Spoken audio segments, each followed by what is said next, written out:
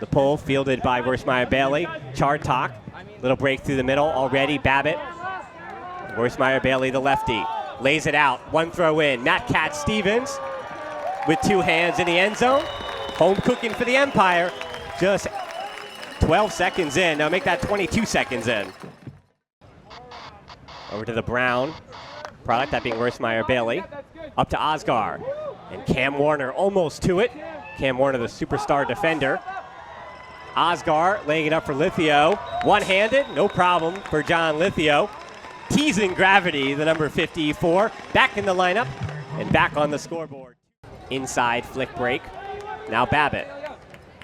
Chartok again. This Empire O being nice and patient. Nice layout there on the sideline by Bartoli on Osgar. When I first saw it, I thought, well, this is interesting. But then really it does make sense. You know, the Empire offense has a lot of players that are willing to... Hofflin brings it down. Yeah, we'll get to that in a second because Hofflin finished it off for Ray Tetro, his fourth goal, but all the glory, no pun intended, goes to Hofflin for the sky on Jabron Meeser. That was a great catch, and just good awareness. Resets to Oliver Chartok. Nice crossfield throw to Ryan Holmes. It was a game time decision as well. And that one in traffic, but Ben Yacht over Burpee returns the favor from the first quarter. He is standing about 6'4", as Brown Lee, one of the easier Ds he's had this year. Now Toe, a throwaway. Here's Katz. Finds the on-rushing Mike Drost. Drost looking into the end zone, and that's the tightest window we've seen this game. And Jabron was towing the line too. Yeah, Mike Drost known for getting the blocks, not as known for the assists, but he'll take it. As well as Connor Fortin and Ethan Fortin make the trip down from Boston themselves to play for the Empire. Yeah, I'm sure the Glory would love to get their hands on some of those players. Speaking of getting your hands on a player, Elliot Chartok coming from the West Coast, making a beeline straight from New York.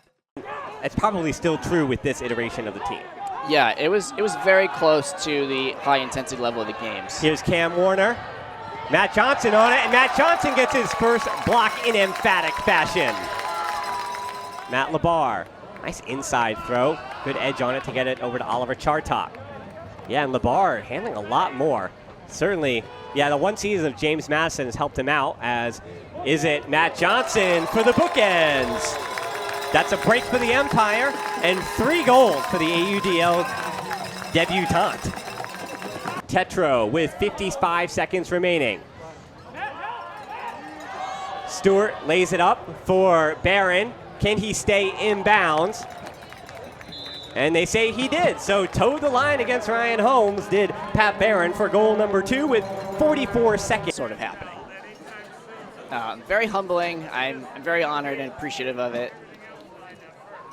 As John Lithio, just like you started the first, that space in the back corner. Yeah, your career stats, 70 games, 74 goals, 94 assists. Another one in the book for the longtime New Jersey product. And one of the members, you have to say, today is Youth Ultimate Night, as Ben Yacht getting the better this time of Pat Barron and forcing Nori Toe into the end zone for the bookends. Maybe lies in New Jersey as much as it does here in New York. And, of course, the Minnesota pipeline. And, of course, Minnesota, oh, right, and Boston. And speaking of Boston, Ethan Fortin from Boston himself throws it to another guy from the Boston area, a Needham High School product, Ryan Holmes. And we saw a celebration a bit like that last night in Atlanta with who caught a goal 2 scores ago. He's going to set this point. Here's Burpee to Olsen. Olsen lays it out for Harwood. Katz tracking it and beautifully falls into the breadbasket of Harwood. So nice setup and a nice answer too from Sam Rosenthal after that timeout. Yeah, you know, as great as Ben Katz is on defense all over the field. Just looking comfortable. We have to also keep in mind the 2 extra blocks promised from Matt Johnson. He won't get a chance here. Instead, the block goes to Jabron Meeser. at least momentarily, because Anders Olsen stays in bounds on the second effort. Amazing catch. Great D by Jabron, just nullified with an absolutely awesome play. And also a great throw by Luca Hardwood. You know, he went deep on the previous point, and this time he's sending it down there for somebody else. Olsen capable of some pretty fair, quiet, even second quarter from Tetro, who scored 2 of the first 3 for Boston. Jabron again is going to get a chance for another D. Instead, it's a sky from Burpee, using his superior height to defy gravity. It's back to 10.